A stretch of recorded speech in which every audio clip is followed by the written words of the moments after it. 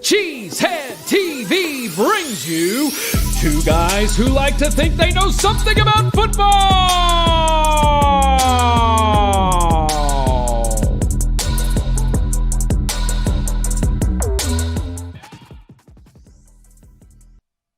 Good evening, everyone, and welcome back to Packer Transplants Live. I am Aaron Nagler, and joining me, as always, is Mr. Corey Behnke, my partner here at Cheesehead TV. I'm coming to you live from Cheesehead TV, New York. Corey joins us live from LiveX, New York, and we are ready to talk some Packers. What do we have on tap today, Corey? Today, we bask in the glow of the Packers shutting out the Saints and look ahead to a big game against the Vikings. But right now, it's time for the good, the bad, and the ugly. We got the good, we got The Packers defense. What? We got the bad, we got Third down offense. We got the ugly, we got Darren Rizzi Kabuki Theater. Just punt the fucking ball, dude. How are you, Corey? Welcome to New York. I'm good. Getting ready for New Year's Eve here at the old That's LiveX right, baby. Headquarters. Love it, dude. Absolutely. How many Doing years good. now? How many years you produced This New will Year's be Eve? The webcast? I started 2002. Holy cow. The webcast since 2009. I can't do math, though. So, yeah, 2002, Long I've been time. working on the show. What's that, 22 years? This will be my 23rd year or something? That's incredible, dude. That's so Maybe awesome. 20. I can't count. But, yeah, no. Getting ready. And, you know, we were talking before the show. It's always fun to do this show every year from a different location and this time. So, Merry Christmas, pretty everybody, much. by the way. Merry Merry Christmas. Happy post-Christmas. holidays. It's been an amazing time to be a Packer fan. It's like everyone has come around to our point of view right now. So I like it. I like it. I mean, the Packers are playing well, and they certainly have positioned themselves to make a postseason run here. And I think, obviously, Sunday's game in Minnesota going to be a big, big test. No question about We've it. come a long way. We've come a long way from, you know, being accused of being homers and, you know, apologizing and defending. Corey. Well, yeah, but apologizing and defending the mediocre playoff team bound team yes, that is the Packers. Of course. Right. Yes. Earlier this season when they were, you know, struggling a little bit, we were much more of a lifestyle brand, Corey, than a media company. We were not yeah, that's right. We're a lifestyle brand. We're a lifestyle company selling our beer and just telling people to, you know, maybe pull back Love and have the some Packers. perspective. Yeah, have some fun. God help us. God help it. Hey, speaking of helping it, I can't wait. Let's get to the hotness, shall we?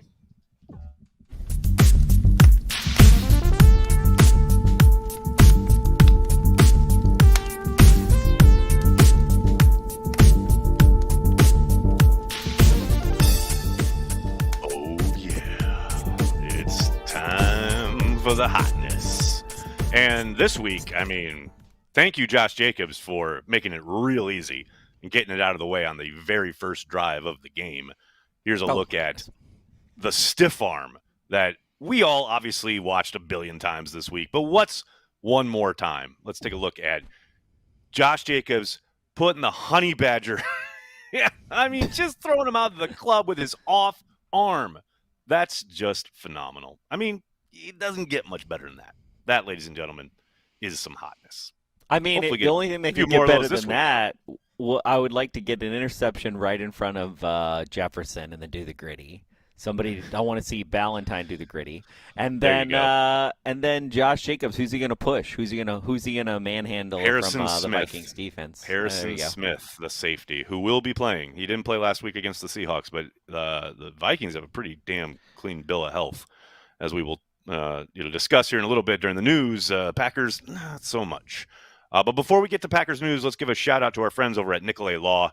At Nicolay Law, their mission is to help you navigate the challenging time that arrives after suffering an injury in an accident and restore your peace of mind knowing you and your family are protected during your recovery and beyond. And unlike some other firms, when you hire Nicolay, you get an actual attorney that stays on your case and is your main point of contact throughout. Check out the link in the description of this video for more information and to give yourself some peace of mind. You could all use a little peace of mind, especially this time of year, Corey. goodness knows. I mean, I didn't even ask you, how was travel yesterday? I know you made the sojourn from Green Bay. Yeah. How'd it go? I've been traveling all week, and it's been pretty nice. I mean, yeah, it was kind of a waking up every morning. I was like, oh, what's going on? And like, it was like, oh, yeah, all flights have been canceled this morning on American Airlines. Like, oh, good thing I'm on Delta. Man. But I was going to say, you get caught up on that? That's good. I went to North Carolina. I went to New York. Yeah, I mean, Awesome, here we go. dude. Yeah, Sarah got delayed great. like a million times yesterday, but she got down to New Orleans safely, which is great. That's good to hear. Good to see you so in you guys New York. Are still, you even after last week's game, you guys are still good? We're still together, still living together, still paying the rent. All is well. How long did it take for the crabbiness to wear off? About an hour. About an hour. She was only an hour? I know. I was dutifully impressed. I came out of the room here, the studio, and went into the living room, and she was under a pile of blankets, and she legit just growled and said, "Don't fucking talk to me." And I said, "Okay, I got a lot of work to do. Post game stuff. I've still got a lot of time here." And then an hour later or so, she was fine. So. Yeah, I get it. Saints fans. I mean, it did help that like the place. Saints in general weren't in a good place, right? So it's like not like there's high expectations they were going to win that game. I mean, it would have been nice for Saints fans for sure, but No, I don't think most people expected. I think people expected what transpired, which was a beatdown by the Packers. Which, by the way, leads us right to our first news item. Corey Behnke, the Packers have clinched a playoff berth. How about Yay! That? In the playoffs. I like it. Now, obviously, seeding left yet to be determined. These last two games are going to help in that regard, but just great to be rooting for a team that's going to be playing in the playoffs, unlike the Chicago Bears last night. Holy cow, I don't know if you saw any of that game, Corey, but man, Bears, the organization, that fan base, they're in rough shape, man. And they've been in rough shape. I started to turn it on, and but then I they realized are it in was rough the Bears. shape. They're literally chanting, "Sell the team," during the game. I know, I saw that. Well, at least they're not chanting "Green Bay sucks," so that's progress. There's now a new chant. There's a new chant in town. Green Bay sucks. But yes, the Packers have clinched a playoff berth. Absolutely love it. Now we get into some of the health issues on this squad. Christian Watson, as we all saw on Monday night, he did suffer an injury to that knee, and it did look somewhat significant. But the Packers got what should be considered good news in that it is just, quote, a knee bruise. Christian did not practice this week, but Matt LaFleur left open the possibility that he might be able to go on Sunday. So definitely looked a lot worse. And, you were definitely worried it might be something long-term, but just a knee bruise. Other good news on the injury front, Javon Bullard returned to practice this week after missing the last 2 weeks completely. He was, I believe, a limited participant all 3 days, so still wondering if he might go, but it's good to see him back out there. Elton Jenkins has been kind of dealing with a knee injury all season, on and off. He missed practice on Thursday, but he was back out there today. He should be good to go, which is obviously great news. Unfortunately, Quay Walker and Evan Williams didn't practice all week, and the big headline, Corey, of course, and we can take a look at the injury report here, which we don't usually do this show on a Friday, but since we have the injury designations. Jair Alexander is out for Sunday, which really sucks, obviously. And it's frustrating to see him go from the Wednesday participation is estimated, but a full participant to a limited participant to did not participate today on Friday. So it's frustrating. This means he'll have played all of 10 snaps against the Packers' division rivals this season in that game in Chicago out of the bye week. So it's frustrating. I'm sure the Packers are frustrated by it. I'm sure Jair is as well. But they will be without their star cornerback once again heading into Minneapolis. But let's talk about the reality. Here's the thing. The reality of the next two games are a bunch of, nobody cares. I mean, we care, but can we get any further? No. The Vikings would have to lose twice, right? Yeah, we can. It's going to be, it could be anywhere between the 5th and 7th seed, right? And winning these games sure helps, is important, etc. But ultimately, we're going to have to win on the road. There's zero doubt about that. It's going to take a lot to have a playoff game end up in Lambeau. So they're going to have to win on the road, and that's why this is such a great test. It's a really good, one of the best teams in the league in their place, national game. It's going to be crazy. It's going to be a lot of energy. It's a good kind of sharpening your knives prior to the playoff push, so to speak. Let's talk about the offense, shall we? Because obviously when you win 34-0, a lot of good stuff happens in that game. You can look at the tape and see a lot of promising stuff, a lot of productive stuff. But, man, the third down offense, something we talked about a couple weeks ago, still a bit of an issue, Corey. Now, they have gone up from 19th when we talked about this 2 weeks ago to 14th in the league, but they are still sitting at 40% conversion rate over the last three games. That's not going to get it done. That ain't going to get it done. I don't know. You obviously suggested maybe you should lean into the screen game a little bit more, which we saw hints of that, right? But they have got to be better on third down. If they're going to make noise in the postseason, whatever funk they're in third down wise, that has got to improve. No doubt. I don't know. It's hard for me to the only thing that I remember from that game besides the thorough beatdown was the fact that the middle was still open all the time. But I feel like that's just always going to be the case forever. How it's going to live forever in Green Bay. But the middle was open all the time, but it was 0 at the end of the day. So, That's true. And they ran, 2 plays? They being the Saints, they ran 2 plays inside the Packers 30-yard line, and both of them were turnovers. So it's like, damn, defense did a job, no question about it. Yeah. One thing on the third downs issue, right? When you're talking about, we've talked a lot about think Jimmys and Joes, not X's and O's. It's good to see Dontavian Wicks kind of coming out of his funk. And I know there's still people kind of harping on one play there at the end, games in hand, where ball got tipped. And this is when Malik Willis was in there, and people are calling that a drop. I don't rate that as a drop at all. I thought overall Wicks had a really good game, a really strong game. And not just when he saw the football, but also off the ball, like blocking in the run game and just some of the little things that maybe we weren't seeing a complete picture of earlier this season. Obviously, the drops were an issue. But, man, he has kind of found himself. He's found his groove, which is great. And, of course, at just the perfect time as this team gets ready for the playoffs. And I think this last game, he was good. I think he's been even better like the games previous, the last 2 contests. But overall, it's just something I wanted to shout out because, we've all seen the drops, and it's so frustrating in the moment. It was kind of the narrative on Dontavian earlier this season, right? So it's nice to see a guy who obviously clearly has been doing the work and has, kept his head down, done the work, and is now kind of reaping the benefits of said work. It's definitely interesting to see. They got everybody involved, and they didn't get Wicks involved till a little bit later in the game. But once they did, you could see pretty much. It was really nice to see all the weapons getting involved. It's really nice. Yeah, and what was interesting, too, you talk about getting people touches, right, and helping them get a little bit more productive in both the passing game and the running game. They had a ton of receivers touch the ball in the running game. Obviously, Christian Watson on the play, he got hurt, but that's an explosive play, right?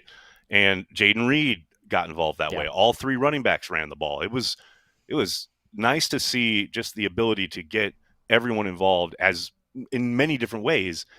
And what was fascinating is I was kind of looking at this, and shout out to Paul Brettel for pointing this out in one of his recent pieces, because I hadn't really thought about it, but you go back and you watch the game, and there it is. The outside zone makes a return appearance there. We've talked so much this year about how they've really leaned into power, angle blocks, traps, things like that. All of a sudden, you look at that game, and they're running outside zone, classic zone, just string it out and then hit that cutback lane, or get front side and make some. You saw Jacobs bust off a couple big runs like that. Wilson hit one as well. So it's like, I love the ability to kind of call that up. And okay, teams are probably definitely preparing for all the power that you've been kind of putting on tape all year long. And now here we are, week 16, and suddenly, there's outside zone.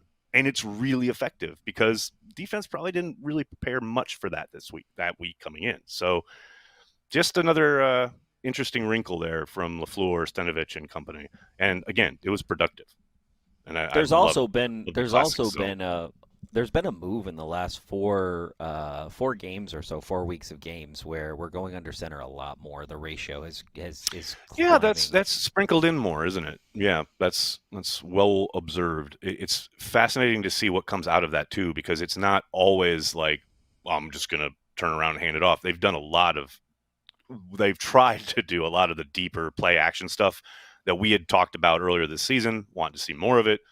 Definitely gotten to it. Now, they haven't always been able to, hit it deep, so to speak. And Love's been judicious in hitting the check down. But, yeah, it has certainly been noticeable. There's no doubt about that. I flip over to the defensive side of the ball. I want to give a shout-out to Brenton Cox Jr. Talk about a guy who, again, kind of like we were talking about with Dontavian Wicks, obviously wasn't not only not productive at the beginning of the year, he was inactive for the first 9 games of the season. Dressing in street clothes, not participating at all. And then obviously the trade happens with Preston Smith being sent to Pittsburgh. And now he has become a pretty, integral part of their defensive end rotation. And he is playing well. And I know people probably remember the flag and LaFleur kind of chewing him out on the sideline. I give him total accident forgiveness there because I don't think that was a very fair flag, seeing as he was coming off a block. He can barely see if the quarterback has the football. But overall, he has been playing well. And, I mean, just classic case of practicing like you're the starter, even though you're not playing. And clearly, when his number was called, he was ready. And that's been great to watch. I kind of feel like that right there is the 2024 Green Bay Packers in a nutshell. Yeah. Malik Willis, call his name, ready to go. And that's incredible. Like, when you think about, like, being an understudy in any way, shape, or form, I feel like is one of the hardest jobs in the world. Like, being ready to go and not practicing and not doing all these things. And you look at these guys like Brandon Cox Jr., like Malik Willis, that, and Valentine, right? Like Valentine. Yeah, absolutely. We've seen guys take advantage of the opportunities, and I feel like the coaching staff, with the way that the receivers have been and the success that they've had at wide receiver, not allowing anybody to really be that starter, I think kind of plays into, we saw it a lot last year, but we're seeing a lot more of it this year, where I think they're ready to take a chance on guys sooner. Although we say that, and then Eric Stokes is still playing. So, well, okay. I know. He's been better. He still doesn't have a pass. I still think when teams need a completion, they know where to go, and I think Sunday is going to be a big test. I mean, it's one thing to hold up against a Saints passing attack where, a rookie quarterback is really kind of way out of his depth, or to face the 49ers backup quarterback, etc. But man, Sunday in Minnesota is going to be a whole different world. Here's the thing. If Eric Stokes has a good pass breakup and he does the gritty, I'll eat the script. I'll eat the script next week. We'll print it out, and Corey will eat it live on air. I'm looking forward to that. It's not bad. Paper's not bad for you, to be honest, but I will eat it. It's not. But I just don't see that happening. Duly noted. I see you winning $2,000 on prize picks before I see Eric Stokes doing the gritty. I think you got a very decent chance of that definitely coming to fruition. No question about it. Speaking of defensive ends, somebody else who's really kind of hit their stride is Rashawn Gary. I mean, there was a lot of gnashing of teeth over this guy at the start of the year. I do think he's gotten way, way too much hate this season. And I know the guys get paid. All of a sudden they have a target on their back if they're not Superman, especially right out of the gate. But it was fascinating looking today. Shout out Zach Cruz, who had a really good kind of preview article, and he was looking at Rashawn and his rushes and et cetera. And he linked to a article from PFF that showed the number of chips that every pass rusher has gotten this year, every defensive end or outside backer or whatever, right? Rashawn is 10th in the NFL as far as getting chipped. Damn. Right? And his pressure rate has only increased over the course of the last 4 games. Like, he is playing better and better, and he's still getting the attention. All the stuff that we were frustrated with at the start of the season, the production wasn't there, his pressure rate was down, and he was getting chipped then. But now he's still getting chipped. He's one of the, like I said, he's 10th in the league as far as teams paying attention to him, giving him a little extra love in pass pro. And not only is it, I'm not going to say not affecting him, but he's being productive despite that. He's turning pressure into sacks. And, man, again, perfect time. This is it. This is when you want to see your best players hitting their stride, which Rashawn most certainly is. Absolutely he's learning from Kenny. Him and Kenny are going to be like, hey, it's December we got playoffs. Oh, okay, here we go. Hey, we're turning it on. Here we go. Oh, it's December? Oh, okay. I got you, bro. Very much so. It does feel like that. I do think a little bit of that is, the new defense. But it did really feel like the pass rush was just not coming along. And especially, the way Rashawn and Kenny are starting to play, we want to see more from LVN now. This is the time for LVN to shine, in my opinion. And even LVN has been better, right? Again, that's another guy who was a very popular whipping boy earlier in the year. And still, on Watch Party, people go after him if, we don't hear his name or you don't see him get a big play or whatever. But you go back and you watch the tape, and he's quietly improved. Now, you still want to see a hell of a lot more production for your 13th overall pick a year ago, but hopefully, much like Rashawn continuing to improve throughout the year, hopefully he starts kind of rounding into that shape as they get to the playoffs, which would be wonderful. Obviously, again, that would be phenomenal timing. And then this was weird too. Let's just go. Hold on. Before this is just weird. Okay, I'm hearing, I'm literally watching things on TikTok. And I'm watching national media clips and stuff. And it's just so bizarre when you see things like, oh, yeah, well, the Packers have a really good defense. What? Right. When did that happen? Dude, right? I know. It's an out-of-body experience, right? Seriously. And we do, okay? I'm not shitting on the defense. We do. They do. We do on paper, statistically. Yes. We just had a shutout at Lambeau, even against a shitty Saints team. Call it what you want, right? Whatever. Right. But, let's all just take a moment right here. This is not normal. Rare air. You know what I'm saying? Rare air, Corey. I know. This is not. Dude, it's so funny you say that because I had the exact same thought. I can't remember who it was, but I did see a clip of someone talking about the Packers defense and how effective and good it was. And I was like, what looking glass did I walk through? There is. Well, and it's funny when you look at the hole that Jair Alexander created by his presence lacking, and Brian not really shoring up the cornerback side. Not that any team has ever shored up their cornerbacks in history, but. Right. It's just there is a gaping hole right now that you think the teams are going to take advantage of, and you see them trying to take advantage of it. And for whatever reason, Hafley is I honestly think that Hafley's only 70% of where he wants to be. There's no doubt in my mind. He kind of talked about that close this week to where he wants to be. Yeah, very much so. But they're much further along than they were obviously in October. And this is exactly what he talked about, right? We're going to continue to grow, develop, improve throughout the season. That has certainly occurred to the tune of this Packers defense is currently 6th in points per game. 6th in the league, Corey, and it's about limiting points. They are averaging 19.1. Opponents are averaging 19.1 points per game. In Green Bay, Wisconsin. 6th in the league. And they're not. And what's crazy is, they are, historically when our defense has been good like this, right. We've done it doing turnovers, right? We've done it just turning the ball over. They've done that, they have, right? But it's not the primary weapon, exactly. Really. The run defense has been the primary weapon for points. It's nuts. The run defense has done some incredible stoppage on 3rd and 4th down that we just aren't historically used to seeing, to be honest with you. There have been 2 or 3 3rd and 4th down stops that have been pretty incredible. And turnovers at the right time. The Saints game, the turnovers in situational football were probably the biggest difference in that game. But just, take a moment, pour one out tonight for the Packers defense because, I don't know. Who would have thunk it? I'm just skeptical of how long this is going to last. Call me Eeyore 3. But I'm skeptical about how long this can last. Well, hey, Sunday's going to be a great litmus test. This is. I hope it lasts for a long time, 30 years, and score points. They're at home. We'll see. Speaking of, let's take a look at this matchup on Sunday between the Packers and the Vikings. I found this fascinating.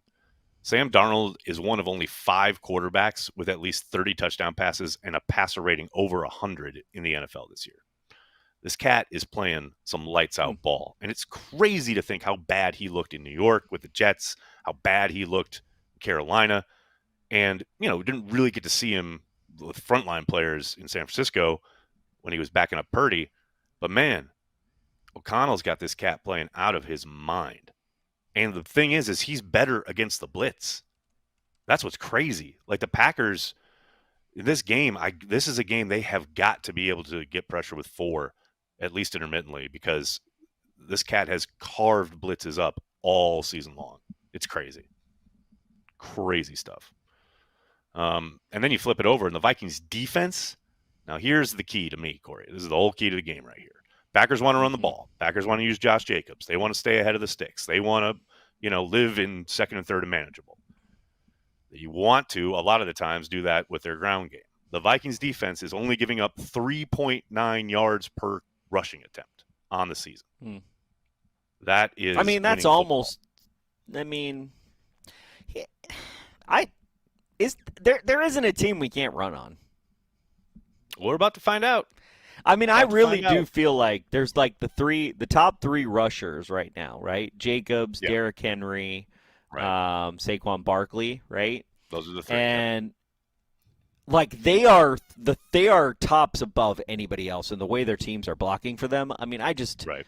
If a team really wants to, if Matt LaFleur gets in his head like he did against Seattle and like he did against the Saints that we're going to run the ball down the Vikings' throat. I feel sorry. Well, I was about to say I feel sorry for the Vikings, but I don't. But I can't feel sorry for the Vikings. Don't lie. Don't lie to a microphone. Yeah, I would be lying. So, yeah. What's fascinating to me, because you are right. Yes, they can. It's about the will to do it, right? And they certainly have gotten off the bus running the football this year. I do think the one thing that you kind of take from that Saints game is there are plenty of plays in that game where it's not blocked particularly well, and Jacobs is getting hit, and Brooks was getting hit at the line of scrimmage. Yep. And the amount of kind of hidden yardage, so to speak, the yards after contact that this backfield has generated, led by Jacobs, has been pretty damn impressive. Yeah, it's not just him. It's Kraft. It's Reed. No, it's all, you see everybody. Yeah, it's pretty much everybody breaks the expectation. It's kind of like back in the 90s. The expectation is you're going to break that first tackle. You're going to break first contact. That is that is well observed, Corey. Finally, the Vikings, you talk about their defense in that building in particular, but that defense takes the ball away. You're talking about the Packers. I believe the Packers are hovering around 4th or 3rd in the league. The Vikings lead the NFL with 30 takeaways. And we saw them, generate some last time they were in Lambeau. That 0 blitz. Didn't the Bears almost beat them? Jordan Love throws one up. No, the Bears did not almost beat them. The Seahawks almost beat them last week. Oh, the Seahawks. That's what I was thinking about. Somebody almost beat them. So I was like, Yeah. I feel like remember this doesn't work in the NFL. Remember this nugget? What's that? The Minnesota Vikings are the most fraudulent playoff team in the NFL. Where's Eric Eager when we need him? Where the fuck is PFF? They are the most fraudulent. The Minnesota Vikings are the most fraudulent playoff team of 2024. They're frauds. They're frauds. You heard it here first. You heard it here first, people. Oh, I love it. I absolutely love it. You're not wrong. You're not wrong. They certainly have lived off of. They feasted on 1-score games. They have won a boatload of 1-score games. That a couple go the other way, having a different conversation. Well, they're kind of like, Kansas City's kind of that team too, right? This year, but they're so dominant when they want to be, and it's really hard to beat them in that. The way that the Chiefs can just seemingly turn it on is just scary. Like But if so the Bears, there was no doubt in that game ever. The Bears are the most fraudulent team in the offseason, as we all know, right? Because they're Right. fraudulent in the offseason. The Vikings are that team, and historically they've been this team, right? They take off, Yep. and now they got in the playoffs. They smoking. didn't shit the bed like they normally do, right? Middle of the season on. So I'm pretty sure they're going to shit the bed in the playoffs. That's pretty much their MO. So there you go. It is in their DNA, no question about it. You mentioned Prize Picks earlier, Corey. Let's give a shout out to our friends over there at Prize Picks. Prize Picks is daily fantasy sports made easy. You see it there on the screen. Go use code CHTV. Play $5, get $50 instantly. Tons of fun. Daily fantasy. I mean, NFL season's wrapping up, people. I want to see your lineups, especially this weekend. All sorts of games to choose from. It's available in 43 different states, most importantly, including Wisconsin. Here's a look at my lineup for Sunday's game in Minnesota. Give me Tucker Kraft over 33.5 receiving yards. Definitely think Josh Jacobs is getting in the end zone. Aaron Jones will not have more than 15 rushing attempts. And I think Sam Darnold's due. Sam Darnold going to throw us one. Give me Sam Darnold with an interception. Okay. Let me see, people. There's a link in the description of this video. Make sure you use code CHTV when you sign up. All right, Corey, you ready? Yeah, let's do it.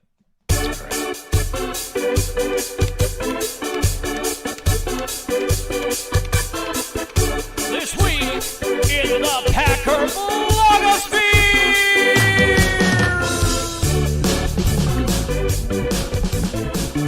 That's right. It's This Week in the Packer Blogosphere, the return of that venerable series. First up, before we do anything else, I do want to give a shout out to NFL Films for miking up Carrington Valentine. Holy cow, it's amazing. I'm not going to play it here because we don't want to get our video demonetized. But I have a link in the description of this video for everyone to go watch it because it is fucking hilarious. Valentine is such a character. He is so much fun. I love that he's a Green Bay Packer. Like I said, link in the video, in the description of this video. When we're done here, go watch it. It's hilarious. He's awesome. Also, I wanted to highlight this TikTok that I came across. Not going to play the audio because it uses movie studio music that would definitely get us a ping from YouTube. But this is so well shot. I absolutely love this. This is a woman, I didn't catch her name, but her fiance's first trip ever to Lambeau Field. They're clearly big, huge Packers fans. Take a look at this. This is awesome. There, you know that feeling walking in for the first time. Oh, my gosh. Even when it's not your first time, it's nice. Yeah, I mean, anytime, really. It reminds you. It's magical, right? Now, look at this. Like, she got all this so well. That just looks so dope. Well, they're in the middle, so. Yeah, it's just a great, great shot. And I got to think, like, for him, he's just got to be losing his mind. That's just like it's the Does he Mecca. Have a Favre All-Star jersey on? They look like it, right? I think so.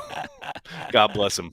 God bless him. Oh. Anyway, I just love that. It's just awesome. It's just I love you and I, Corey, especially yourself, living literally right across the street from the stadium. I think I don't think we take it for granted, but I do love kind of seeing people kind of through their lens, so to speak, when they don't or have never seen Lambeau Field in person, and then they do for that first time. It's always so great. It's always somewhat magical, and I could watch that type of thing all night, I just love people, like, kind of appreciating Lambeau Field and the Packers kind of the way we do, right? I love Definitely. That. Definitely. Finally, in Blogosphere, we all saw it, but I had to highlight it because it happened in the Packers Blogosphere. Jordan Love embracing Toyotathon on his Instagram page. Absolutely love it. Obviously, the Bergstrom Toyota dealer got involved here. Toyotathon is on. Carspiracy theory. How much you think he got love for that? I don't know. It's a good question. I was going to ask you, Corey. I mean, you're the wheeler dealer here. I don't know. 100K. I got to. Yeah, I would think at least, right? A lot of money. No, lots of money. So. Lots of dollars. What's going on the YouTube chat? Do we have any chats? Yeah, it's Friday night. People aren't used to us being around on a Friday. Yeah, we do. I don't have BMX Social, but I'm going to read down. There's a couple people I want to give a shout-out to before we get to Super Chats. Lara Bellotti, shout-out from Brazil. Go, Pack, go. Hey, want to give a shout-out to Brazil. Lara, thanks for joining us. Appreciate you joining. Irving Ramirez, thanks for Super Chat. Najee Harris took the dog out of 23. There you go. Najee Harris, when he hit him. Mimsy. Hurt his shoulder. Hate it. Mimsy, time for Double Agent Jones to cough up a fumble. Yeah. There you go. There you go. I like it. Hey, Joey, welcome to the Carry the G Club. Thanks for joining our little club here. Carry the G member, Joey. Joe Mailman, am I wrong in thinking Stokes is playing decent? No, you're not. No, you're not wrong. He's played better. He's been a little bit more consistent, but I think the proof will be in the pudding on Sunday. This is a very different animal that he's going to have to be down in and down out ready for. And, it's not like they've faced a murderer's row of passing attacks. So we'll see. We'll see how it holds up on Sunday. Shadi joining us after a long time. Hey, Peep, long time again. Day off, and I finally get to check out Packer Transplants after a long time. Thanks, Shadid. Thanks for joining us. Appreciate it. Thank you, Shadid. Thanks so much. I appreciate you. Mike Witt, thanks for Super Chat. Hey, guys, Eeyore number 2 checking in. I worry about JJ and Addison versus our secondary. D-line is going to have to help them out. 31-28 Packers in overtime. Ooh, I hope overtime. Oh, my God. My heart. I'm not going to be able to handle overtime. But, I mean, yeah, don't forget, last time around, obviously a lot made about the fact that Jair wasn't in the lineup, but they were also rolling Ballantyne out there. He got burned by Addison on that first touchdown. I think they've found a pretty good way of working with the guys that they've got as far as, clearly you've got, no Jair Alexander, but you do have Keyshawn Nixon. You've got Stokes and Ballantyne working on the perimeter. What I'm fascinated to see is, can Javon Bullard go? And if he does, do they slide him right in at safety, or does he come down and play in the nickel, kind of in that, third spot, so to speak? And then if he's not able to go, I think that means Zane Anderson is your safety across from Xavier McKinney, and I actually don't hate it. The kid played really well against the Saints. Now, obviously, again, it's a very different animal passing attack-wise, but he has not been overmatched his 2 kind of times out on the field and playing significant minutes. He's looked the part. He's looked good. I don't hate that, and I think, like I said, he's absolutely answered the bell so far. So we'll see what the kind of mix is there, but it seems like Hafley, Corey, you mentioned it earlier. I think Hafley's really found a good way of working with this group, even without his star cornerback. Ryan Wildy said on his show this morning that number 23 has likely played his last game in a Packers jersey. Do you agree or disagree? Probably agree. I think there's a chance he still comes back at some point this season, but I think this is his last season in Green Bay. Oh, so you don't agree that it's his last game? Well, I don't know health-wise. I mean, is he shutting it down? Are they shutting him down? If so, why isn't he on IR? You know what I mean? Like, as long as there's still a chance, it's hard for me to sit here and say, oh, yeah, he's done. But, yeah, I'll be surprised if he's back next season. NA Productions, clinching our spot in the playoffs before Week 18 feels so good. Hype video will be out tonight. Shout out to CHTV for a great regular season. Thank you. Thank you, NA Productions. Can't wait to check out the hype video, dude. Getting ready for that hype. Hype. Go Pack.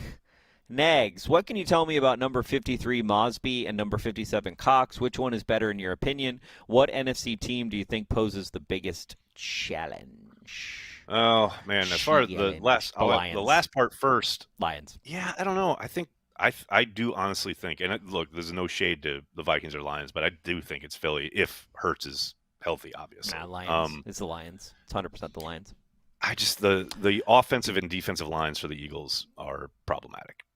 As far as Mosby and Cox, the mixture of where the Lions are playing and the way Dan Campbell is out of his freaking aggressive mind. I don't know that there's a team that has something that can really match that. Matt LaFleur can match that, but I mean, yeah, we saw it last year, right? He's got to get crazy though. He got to get crazy. He's got to waste a shitload of timeouts early. He's got to challenge early and often. He's got to get rid of his challenges. Yeah. And he can, and every fourth down, unless it's like on the 30 line, right. Yeah, you have to go for it. Like, if he does those things, we can beat the Lions. If he doesn't do those 3 things, I don't think he can beat the Lions. As far as between Mosby and Cox, obviously Brenton Cox Jr. has gotten a ton of playing time since the trade of Preston Smith.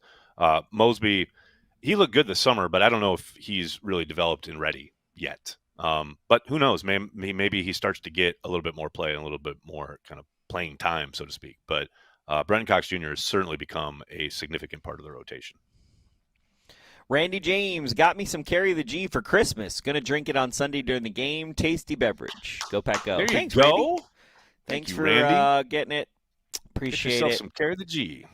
Love it. Merry Christmas, Absolutely Corey and Nags from Daryl. Daryl, Merry Christmas. Merry Christmas, Ben, Daryl. Merry Christmas. Dustin Logan. So love how Gary hypes up his teammates. Yeah, I agree. Yes, absolutely. Like Poor Jordan Lisa Love Salters. That was great. So good. Absolutely love it.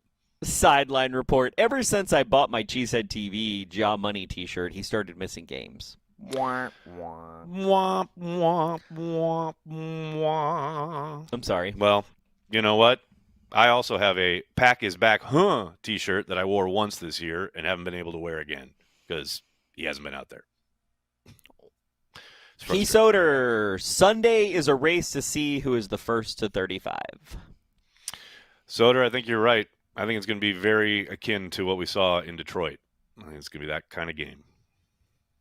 Mike Witt, just imagine how ridiculous Paul Allen will be if Vikings go to the Super Bowl. Oh, yeah. Oh, hey. Whoa. Why put that in the universe? No, nobody wants that. Nobody needs that in their life, especially not Green Bay Packers fans. No.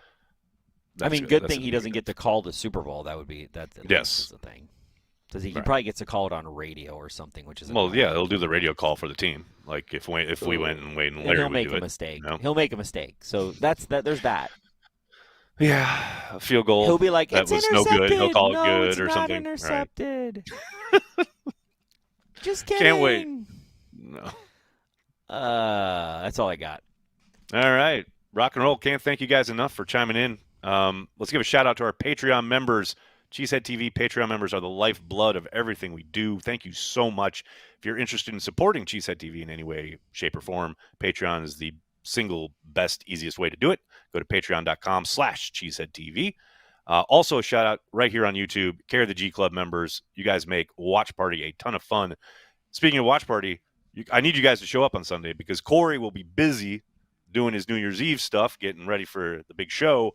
So I'm going to be on my own Sunday watching this game. So I need all the Carry the G Club members, everybody, Packers fans worldwide, come on by YouTube right here on Sunday afternoon. It's going to be a lot of fun. You got anything else for the fine folks at home, Corey, before we head out into the night? I'm going to be watching from my production trailer, but there you go. I don't know. I'm in this weird place where I don't know. I'm just in this weird place. Like these two games, they just don't matter, and there's something to be said for like resting.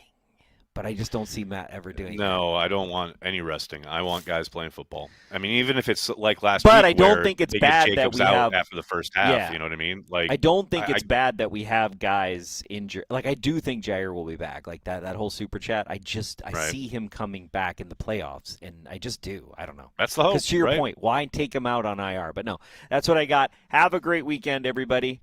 Appreciate you. And, what's going to happen is we're going to win, and we're going to stay we're going to become the 7th seed all of a sudden. We're going to win 2 games, and then we're going to be like way down there. It's going to be a lot of fun. That'll do it for this episode of Packer Transplants. We'd like to thank everyone who makes Cheesehead TV part of their daily Packers routine. We are and will always be devoted to Packers fans worldwide. I think it's a fluid situation, and I know you guys love it, especially Nagler. I can see you smirking at me right there. We're going to take it one day at a time, and it's going to be fluid, though. That's all I can tell you.